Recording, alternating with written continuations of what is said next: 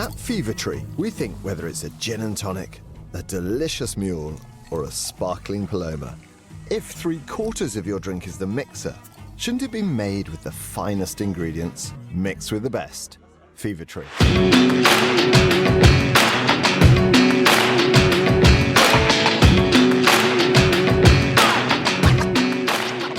What is happening, Post Shifters? Welcome back to another episode of the Post Shift Podcast. Of course, I'm your host, Shawn Soole. We're in for a treat. I hope you haven't missed me. I haven't done a live stream in about a month. I took a bit of a break because I put so many episodes into the can in August that I basically didn't have to do a live stream at all in September, and I focused on a whole bunch of stuff, including the Proof and Practice Bar Academy that I launched. I've got a intermediate cognac class there that you can do online completely now. That takes about 6 hours. It's pretty in-depth, and a whole bunch of free resources. So if you want to go check out Proof and Practice Bar Academy, I did that in August or September. We're in October now. Plus, I'm going to be in Portland Cocktail Week next week. So October 13th, 14th, 15th, doing a couple of seminars there. So I've kept myself busy doing stuff outside of the podcast, but I've got a couple of podcast episodes to tape this month, so I'm hoping that you'll all tune in.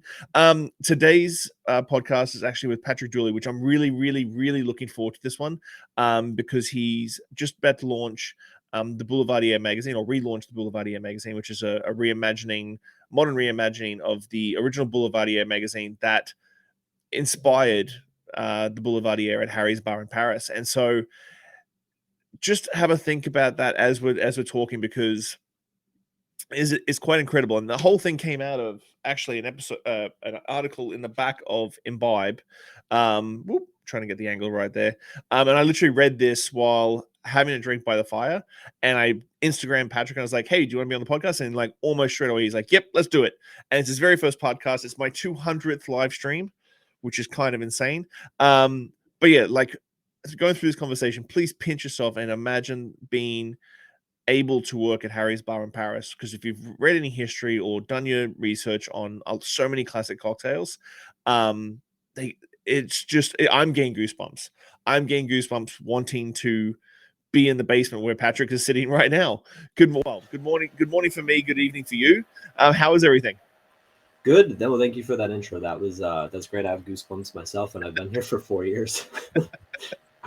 So I'm a massive comic book geek, and a lot of people know this about me. So give me your origin story. How did you get to the stage? Because the article is great, where you basically just walked in to Harry's Bar in Paris, and you've been there for 4 years now.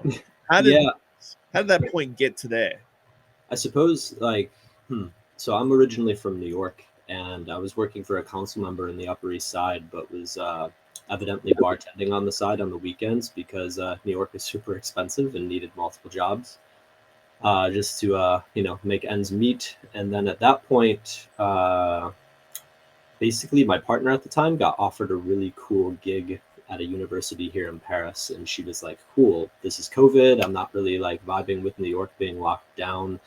I'm going to go and take this opportunity." And then December of 21, I decided, like, I'm going to go. I know no French. I'm going to go try and follow you and figure it out. I tried to find different jobs, whether it be with like the US Embassy or other companies, but nobody really wanted to take a non-fluent French speaker or someone who had no experience.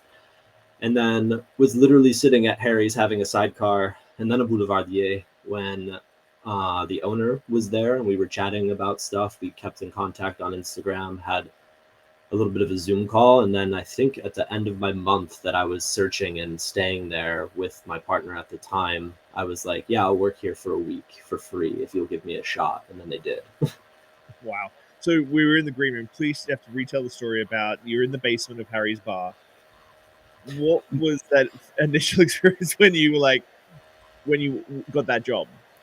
Yeah, so I remember I ended up talking on Zoom like after that moment with Eric, who was the manager at the time, and then Franz, the owner, the fourth generation owner of Harry's Bar, Franz Macaulon. And basically afterwards they said, "Okay, come back to the bar, we'll meet again." And then I'm meeting them on the main floor, on the main bar, which is 3 floors up from where I'm sitting right now. And then Franz was like, "Okay, actually it's really busy here, let's go down." And we go down through the main bar, through the piano bar, down this like wrought iron spiral staircase into essentially the catacombs of Paris, where you have like these vaulted ceilings and stuff. And I'm sitting there on a keg and almost have to pinch myself to imagine where I am in the room as we're talking about how this is going to work out. It's like, okay, you don't really know any French right now, but you can go up to a table and like you'll say bonsoir, and you could ask them to take a cocktail order. You could be like, vous avez choisi, and after that, if you have any problems, just give it to Laurent. And that's kind of how it played for the first couple of months, is that I would get trapped in some sort of French exchange or my accent wasn't working, and then I would run back to the bar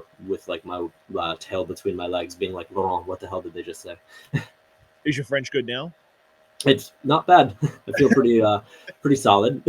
Well, I feel like it's a double whammy. You got to learn all these classic cocktails. You got to be in the space with all this history, and then also, oh, you know what? I'm gonna learn a new language as well. Just throw that in there as well. I think it got really talented at deciding who my audience was, where I'm like, oh, okay, these people find like this challenge a bit charming. Some people, you could tell they just had a long day at the office and they wanted someone to take their cocktail order right the first time, not the fourth time.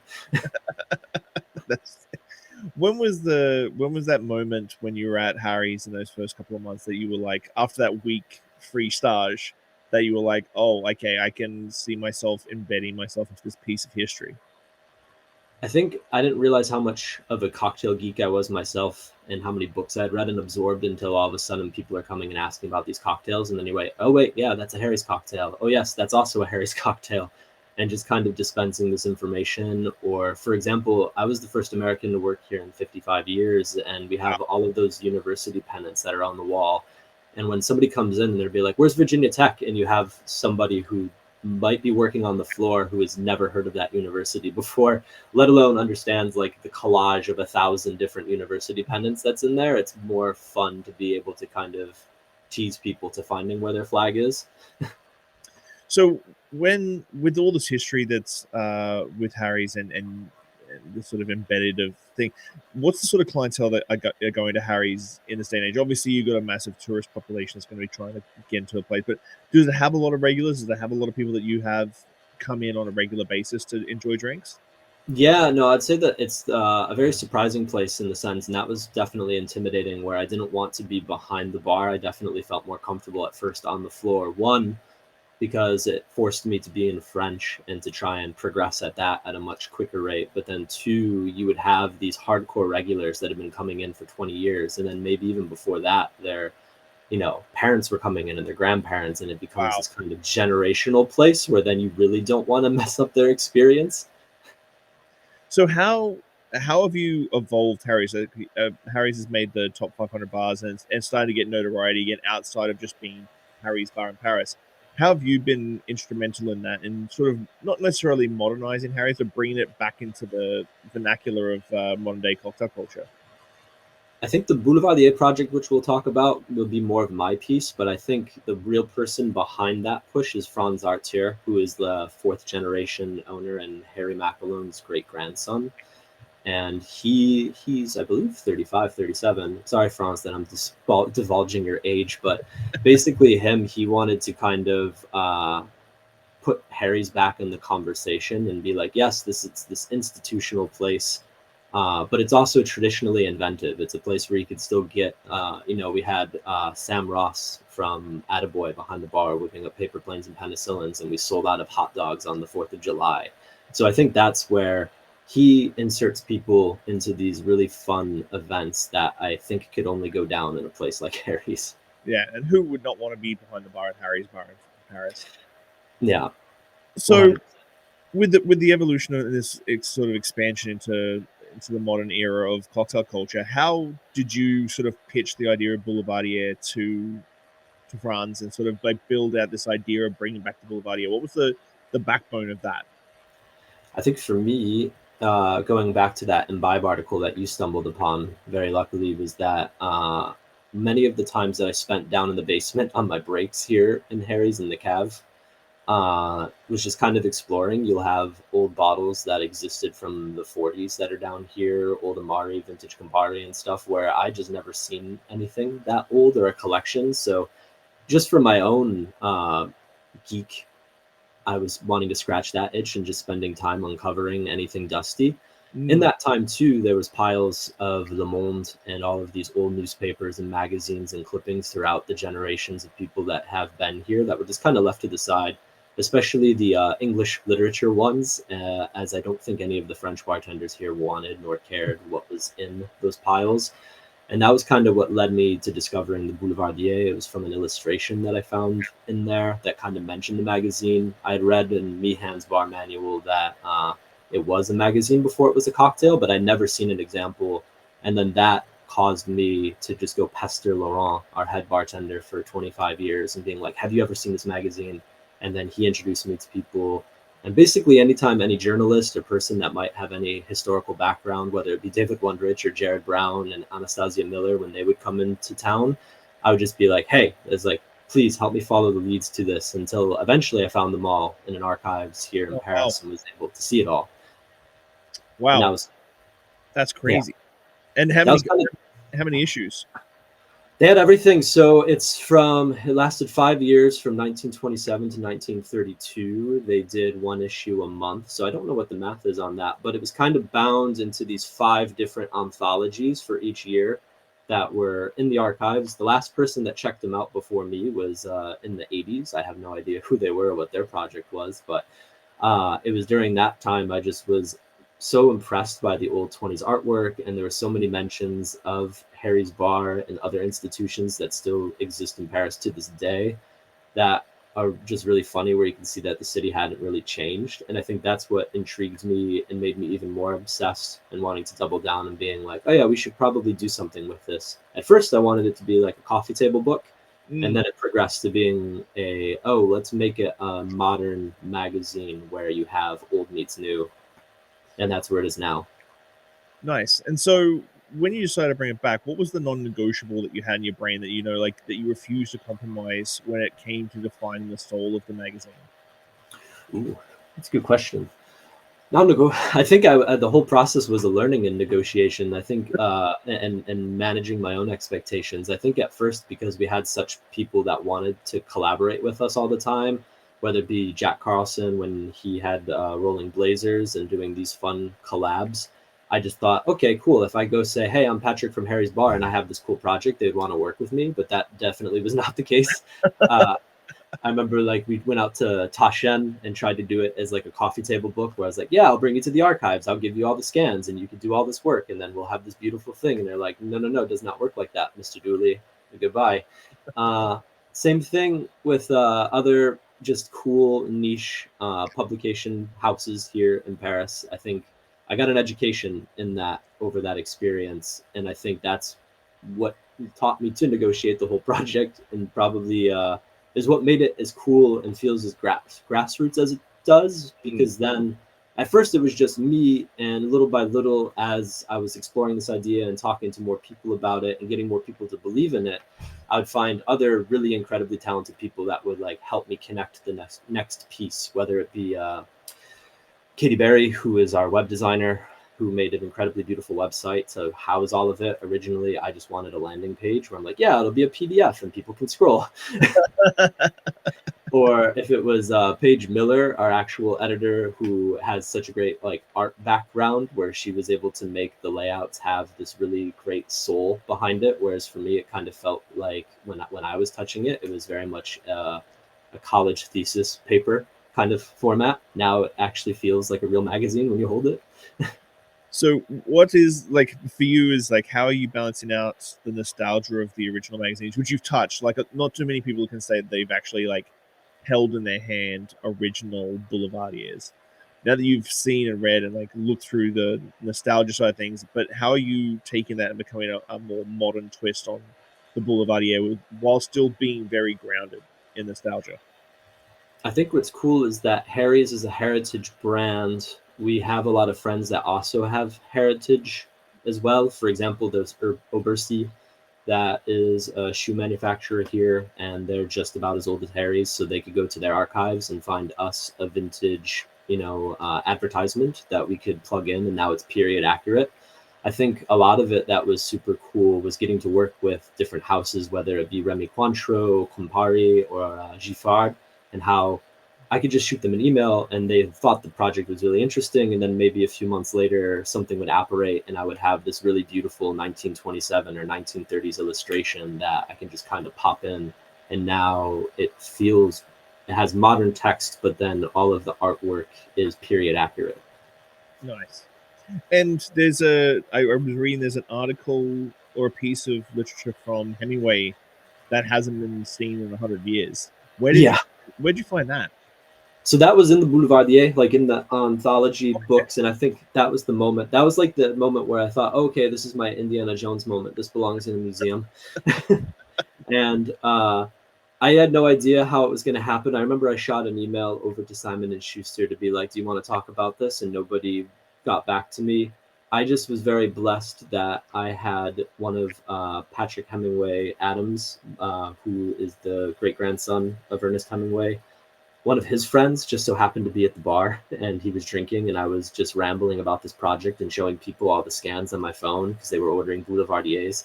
And he was like, oh yeah, I was just like, I know Pat Hemingway. And then he gave me his phone number, and then we got to chatting, and that kind of parlayed this idea of, okay, first let's verify that this is real and not just me plugging in, make a Hemingway article, but whimsy to ChatGPT. And then that's what allowed Schreiber and Simon & Schuster to then give us the rights to use it for this anniversary edition, which is still in disbelief again.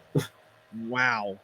How do you see Boulevardier going forward? Are you only going to do one issue? What's the plan? Are you going to look at doing like monthly issues, or is it going to be like every 3 months? What's the plan with Boulevardier going forward?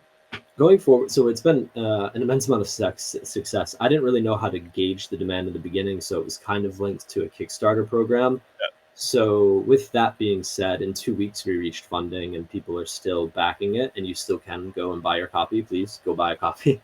But essentially, with every copy sold, that kind of adds to a budget to do a second issue. And for me, the goal would be, this first issue is a lot about heritage and linking it to these legacy brands, whether it be the Hemingway family or Harry's Bar. A second issue, I'd want it to be more of a dialogue with the industry in Paris as a whole. And that would probably come out in June if I was lucky. I'd want to do something biannually. That would be the goal, where it'd be 2 like print physical copies a year. And then you would have this online platform as well, where we could have things going on in the meantime. Yeah, because I noticed on Kickstarter that you're at like just over 10 grand right now. What was the original, like, I need to raise this much money? 6K, I think, was going to get me a run of 250 issues sent to your door before Christmas time with pretty packaging and good paper. And like this is the only copy that I have physically, which is fun to hold on to. The ones that were at the launch party have all run off, but that was great and intended. Lovely. How many pages is it? I believe 78. Yes, 78 pages, but there's more to come. I think as things have been progressing too, like there's just a lot of fun surprises and additions to this one.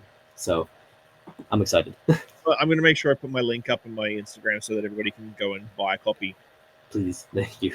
With that talking about like Paris cocktail culture possibly being the second edition, how do you see Boulevardier sort of fitting into? Because as you said, we've talked about being a legacy brand.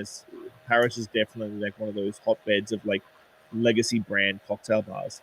How do you feel like Boulevardier and Harry's fits into the ecosystem of the Parisian cocktail scene? I think for me, I'm going to quote the back of this, which is on the back cover here. We have a quote from the original editor, Arthur Moss, from 1927, where he defines a Boulevardier. And in his definition, he says the Boulevardier is a permanent fun seeker. Their life is a permanent holiday. All they demand of society is wine and a song. And I think that is kind of the antithesis of all of this. And this project is highlighting really cool people that I suppose fit into that definition. I think Harry's is a great home and an anchor point for that from generation to generation. It's something that people continue to come back to and discover new things, even though the actual interior of the place hasn't changed in 114 years. So I think that there's definitely room to see it continue to develop and grow. And I think it could be a really cool space to also promote not just bartending culture, but literature as a whole too within the industry, because there's so many great writers within our industry. For example, Georgette Mosier, she wrote an article in here, and it's absolutely beautiful about her reason for coming to Paris and what she has found. And I think if I could stumble upon more of that or connect those dots with more people, I think that will continue to be meaningful to me. Because I feel I know that personally I've run hotel bars in the past, and I know Harry's is one, but I always had that romantic notion of a central location where everybody does everything. So you Yeah. go there for lunch, you have your 3 martini lunch, you get your telegrams there, you read your newspaper there. Everything is in this one space, and that romance of like having Hemingway sit at the bar and smoke cigarettes and a pipe and read his newspaper, get his telegrams there, his mail gets delivered there because you never know where he is, that sort of thing. It's such a romantic thing that I've always wanted to try and reinstitute in modern bars as much as I can. Yeah. Yeah. And I think, and it feels right, like right now in particular, coming out of COVID, I know it's been a few years and such, but it just feels like there's such a great creative energy right now in Paris as a city. And I've seen it just from even in my short amount of time being here, in my 4 years, just watching the industry become much more tight knit. And it's been just a real pleasure and joy in my life to get to see it and to make my little part in it. So with you sort of progressing from being a bartender server at Harry's Bar and creating the Boulevardier and redoing this, under obviously under Franz's stewardship, behind the bar, I'm just curious about this. Behind the bar at Harry's, is it still the same as it was 135 years ago, or has it been upgraded over the years? Because nowadays with bar design, it's very much like cool stainless steel. You got to have this cool stuff. Does Harry still have that je ne sais quoi of like being as original as possible? Bits and pieces. I'd say when I first started, my first 2 years here behind the stick at Harry's, it was a station that was slightly upgraded in the 80s, where they actually raised the bar just a tad bit because it was a little lower, so you could kind of see the spacers when you sit down there. We also have some of the older bar stools where they were shortened. Now we have them, they've been raised. So there was that, and then the station itself was just kind of this big sink with where you'd have a well of ice, and then all of our liqueurs and everything were in these cabinets and this old wooden shelf that had been original. Now, after 2 years of working, it was ripped out and modernized, so there is like a station. So I'd say it's like 1911 in the front and 2025 in the back. But you still have like the old cabinets, and there's still a lot of kookiness to it. We have this dumbwaiter where you could get all of the booze from the basement that goes through all 3 floors, that rises, that still works. Wow. So some people, when we're closing and we're putting the stools up, they don't really see it, but it comes up through the floor and it feels very Batman cave-esque. And there's always this moment of like, ooh, ah. And that never gets old. And you have like the old Navy gate that you kind of roll down that you have to hand crank and put your whole body into to get it down. Nice. So throughout this whole process, was there what kept you motivated throughout this? As you said, it was a bit of a challenge here and there, like asking people to write articles for you, getting told no by publishers, the archives going, yeah, you're going to do all the work, not us. Was there any where you were just like, do I need to go through with this? Or was there something that motivated you to make sure it came all the way to fruition? I think it's just every person that I met that eventually believed in me and the project and saw something greater than what I was presenting. Whether it be we had Nessie, who owns this really cool cabinet, and it's a bookstore, but it's more than just a bookstore, and it's near like Saint Michel, just behind Notre Dame. And she was a really big supporter of this project and pushed me and her writer and readers salon and that's ultimately where I met a lot of connections and people that helped me with the project. As I mentioned, Katie and Paige believing in it and bringing their areas of expertise to bring whatever was in my head alive on a page or on a website format. And yeah, I'd say for every no I was given, there would be a moment where then the yes would follow. And that was just kind of that bit of improv that made the project so much fun to pursue. What do you want people to feel when they get their issue of magazine just before Christmas and they're looking at Boulevardier magazine being reinvented? Something, especially if you're a hardcore cocktail nerd, like if you know the cocktail, you know the story behind it, you've seen it in Barflies. What do you want people to feel? Do you want them to feel nostalgia? You want to feel inspiration? What's the goal with the first edition of Boulevardier? Inspiration and nostalgia are good. I think definitely when you read it in its whole, because it starts with those 1920s pieces and then ends in modern day for the story arc. I think at the end you get this kind of sense that Paris hasn't changed that much in 100 years, and that's a fun feeling to sit with, even though the writing styles are clearly different.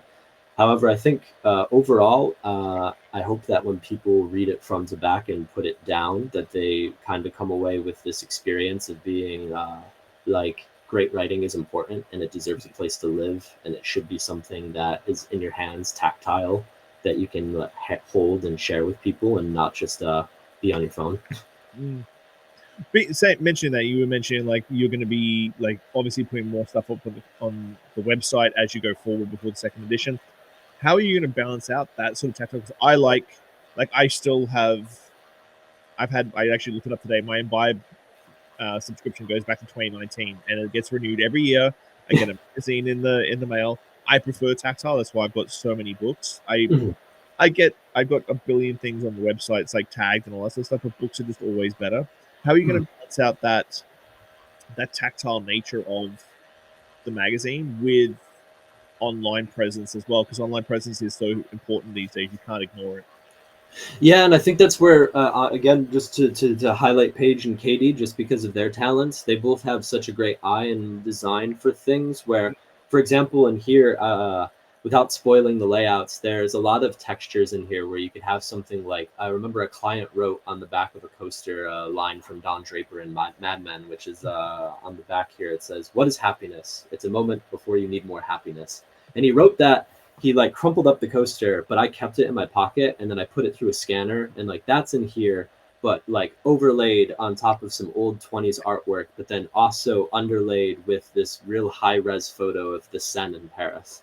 And I think a lot of those textures you can find on the website, and I think that's what gives it its authenticity, where you have a lot of these modern elements but mixed with the old 20s illustrations. And I think we could keep that up, and that there's a great number of artists and talent that we have in our community here, where we can bring that back in full, where we don't necessarily have to keep pulling from the old one. But yeah. Did you think when you walked into Harry's that day and asked for a stage, did you think you'd be in this position you are right now? Not at all. No, this has been this has been truly the honor of my life. I think it's really funny when I try and call my parents back in New York. They live in upstate New York, and I tell them what I'm doing, where I'd be like, "Oh yeah, so it's just like I had dinner with Ernest Hemingway's grandson, and he popped my collar as I went outside and said, go get him. That's going to be in my canon now forever." So what's the plan for the next 6 months for you with the release coming up? Are you going to be going on the road and doing some more conversations and seminars and shows talking about the Boulevardier and Harry's Bar?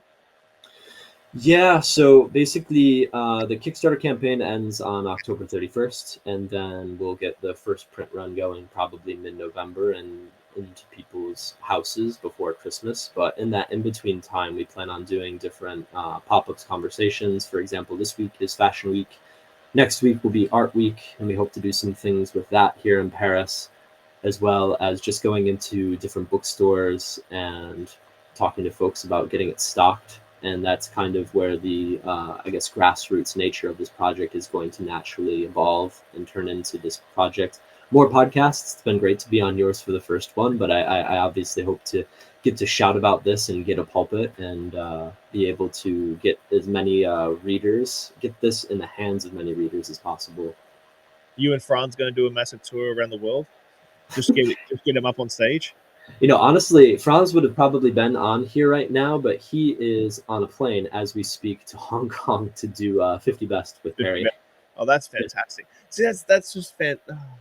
See, this is one thing that I'm going off on a tangent now, because like I'm massive on legacy brands. Like the hotel bar I just finished up at this year has been around 15 years, which is not anything crazy, but in the world of modern cocktail bars, 15 years is a long time. And then you think about your bar being around for 115, 110 years, like, and Franz is going towards 50 Best, where so many legacy bars out there don't get that opportunity in the modern cocktail scene to actually like still be showcased that way. Mm-hmm. And honestly, I feel like that's just a testament to the relationships and trust that he's built within the community. Not to mention just like how Harry's has been able to kind of stay I wouldn't say unchanged in a bad way, but it's been authentic to itself. It hasn't lost that authenticity, and I think people could feel that. And it's something kind of like the nature of hospitality itself. You know it when you feel it. Well, it's the thing is like everybody's always about like what's the new thing, what's the new trend, what's the new piece of glassware. Without ever realizing you can build something with a fantastic foundation that can be around for 100+ years and still be hugely relevant. Yeah. It's like it always blows my mind because I always forget too. We don't have any music upstairs. We don't have any TVs. There's none of that, and it's just the sounds of your drinks being made, the sounds of human noises being made around everyone, and I think that's a very poetic thing, but also just a really cool thing to see still available to people in 2025. Yeah, that again goes back to that romance of being that hub for everything to everybody, but in the perfect possible way as well. Mhm. That's amazing. The Boulevardier, I'm going to link that up on the website so that everybody can keep going with the Kickstarter campaign so that you guys can get a second edition ready to rock and roll for June next year. It's been a pleasure talking to you, but we're at the position and place in the podcast that I always do the 5 deep podcast questions. Every guest gets these. Okay. Every guest gets these. Yeah. What is the one lesson or experience that shaped your perspective the most, and how do you carry that forward in your life? Oof. That's a good one. What's the one lesson shaped my experience the most and how I carry that into my life? It can be personal, it can be bartending, it can be whatever's shaped that perspective. No, that's a good point. I think the one thing that I've been carrying with me has been just coming from a place of gratitude. I think just even talking to you and you finding it so cool and being tickled pink about my story and being able to exist in this legacy brand, I have to always try and approach things from a place of gratitude. And that's what I've been taking forward. So anytime I'm like having an off day or I don't feel like showing up, I try and stop and breathe. Maybe I'll like write down 5 things that I'm grateful for that happened to me this week. But then also, I'll try and carry that forward and just be like, no, you are abundantly blessed to be here and in this position, and go get them. If you could leave one lasting message or piece of wisdom for the world, what would it be and why?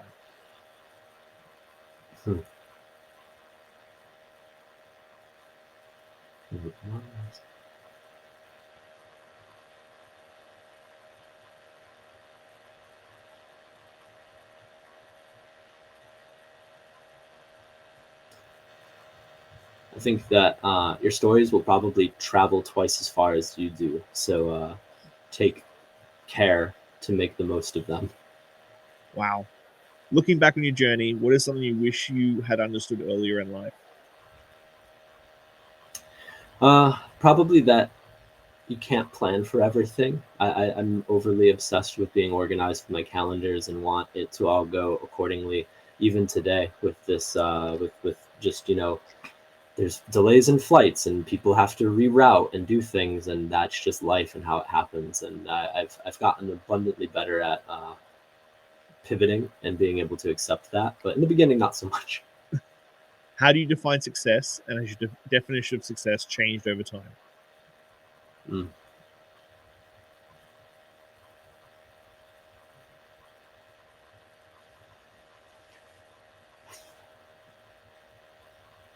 I would define my success based off of the community that has been nurtured.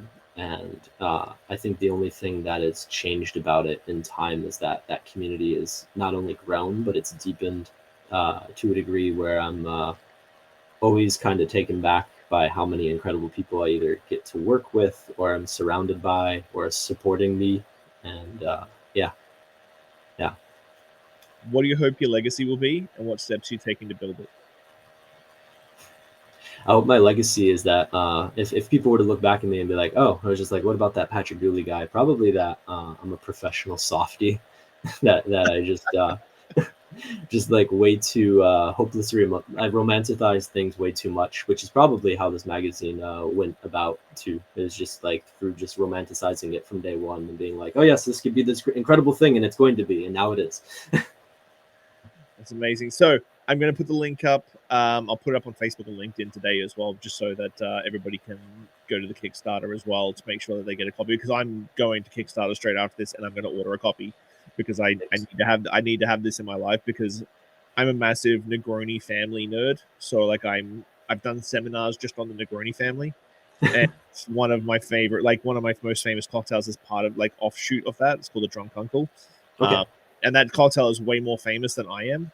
It's on menus in Portugal, and it's just a crazy cocktail that pops up on my Google search history every now and then. It's like someone else mentioned the Drunk Uncle, and it's basically a Boulevardier riff with 2 parts Scotch, Isla whiskey, 1 part China, 1 part Martini Bianco, stirred strained up with a grapefruit twist. But yeah, it's a massive Negroni family nerd. I think when I go up from the cave after this, I'm going to go order one from the guys. Well, man, thank you so much, Patrick. It has been an absolute pleasure. Thank you so much for your time. I really appreciate it. I hope the Boulevardier is a massive success. I'm looking forward to 2nd and 3rd editions after this. But thank you so much for your time for hanging out. No. Thank you for sharing this space with me. No, thank you so much. And I'm going to drop a link to you once the episode goes live. Sounds good. Thank you. Thank you, man. Cheers. Bye. Cheers. Bye-bye. All right, Post Shifters, that's it for now. Keep your standards high, your spirits neat, and your team tighter than your forecast. Catch you next week on the Post Shift Podcast.